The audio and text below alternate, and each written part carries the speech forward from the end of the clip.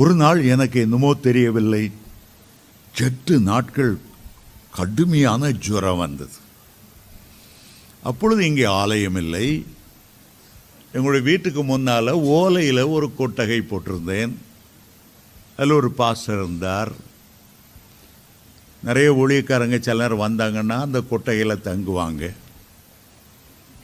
எனக்கு ஜுரம் மகா கொடிதாக இருந்தபடியால் அந்த கொட்டையில் ஒரு நார்கட்டில் நான் படுத்திருந்தேன். திடீரென்று சாத்தான் வருகிறதை உணர முடிந்தது. அவன் வந்ததும் தன்னை ரொம்ப நல்ல பிள்ளை மாதிரி காட்டிக்கிட்டு,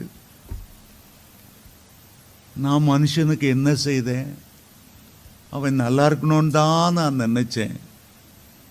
இன்னைக்கு பார்த்தா எவன் இன்னைக்கு தான் ரசிக்கப்பட்டிருப்பான், புதுசாக வந்திருப்பான். அப்பாலே பார்த்தா சாத்தானே, சி நாயே, நீ என்ன திட்டுறான். ஒரு காலத்தில் நான் பரலோகத்தில் தேவதூதனாக இருந்தேன், எவ்வளோ பெரியவேங்கிற கூட மதிக்கிறது இல்லை.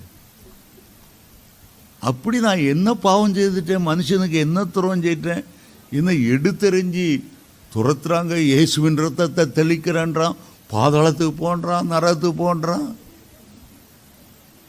நான் மனுஷனுக்கு நல்லதான் செய்தேன்.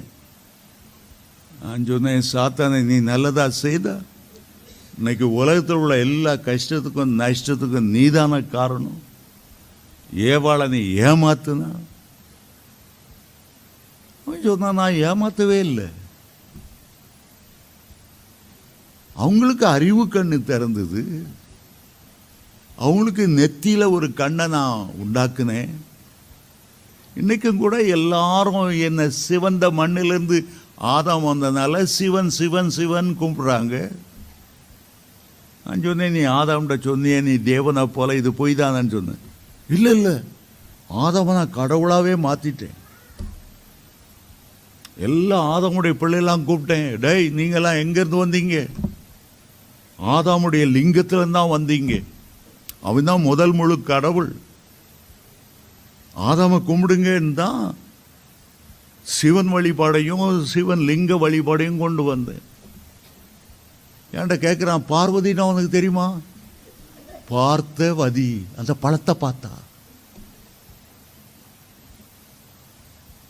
நீங்க ஆதாமுடைய விழாவிலிருந்து ஏவாள் வந்தீங்க. நானா தான் சொல்றேன், அந்த பார்வதி சிவனுடைய பாதியிலிருந்து தான் வெளியே வந்தா. இதை நீங்க ஆடம்ஸ் ஆப்பிள்னு சொல்றீங்க. ஆனா எங்க மார்க்கத்தில் சிவன் நஞ்ச உண்ண போது தொண்டையை பிடிச்சதுனால நஞ்சுண்ட நீல நிறம், அந்த நஞ்சி தான் நன்மை தீமை அறியத்தக்க விருட்சம். அதை தின்னனால தான் உலகமே சாபத்துக்குள்ளாச்சுது. பாருங்க, இலங்கைக்கு போனது இல்லையா?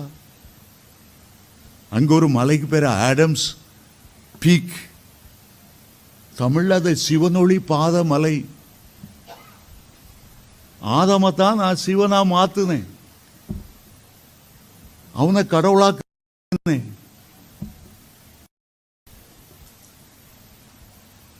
என் நெத்தி கண்ணு திறந்திருக்கிற போல உன் கண்ணு திறக்கப்படும் சொன்னேன்.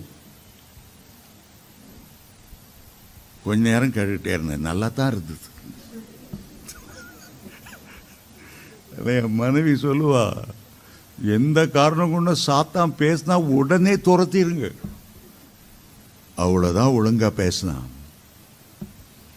அதுக்கு பிறகு சாத்தான் சொன்னா, பெரிய கடவுள் ஆதாம தம்முடைய சாயலை உருவாக்கினார், ரூபத்தில் உண்டாக்குனார்.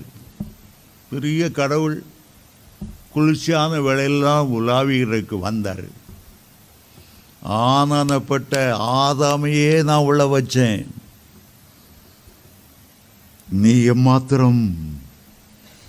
அது வரைக்கும் நான் ஒழுங்கா கேட்டுட்டு அப்படி சொன்ன உடனே எனக்கெல்லாம் அவர் ஆவிக்குரிய வைராக்கியம் வந்தது. அப்பாலை போ சாத்தானே, கர்த்தருடைய கரத்தில் நான் இருக்கிறேன். அவருடைய கரத்திலிருந்து என்னை யாரும் பறித்து கொள்ள முடியாது. அவர் தன்னுடைய உள்ளங்கையில் என்னை வரைந்து வைத்திருக்கிறார். எனக்காக ஜீவனை கொடுத்தவர், என்னை பாதுகாக்க வல்லமை உள்ளவர், வலுவாதபடி நிறுத்த வல்லமை உள்ளவர். போ என்று ஒரு வெடிப்பு வெடிச்சேன். கீச்சின்னு ஓடுதான். அவன் ஓடுனாலும் இல்லையோ, கூடவே இந்த ஜுரமும் ஓடி போச்சு.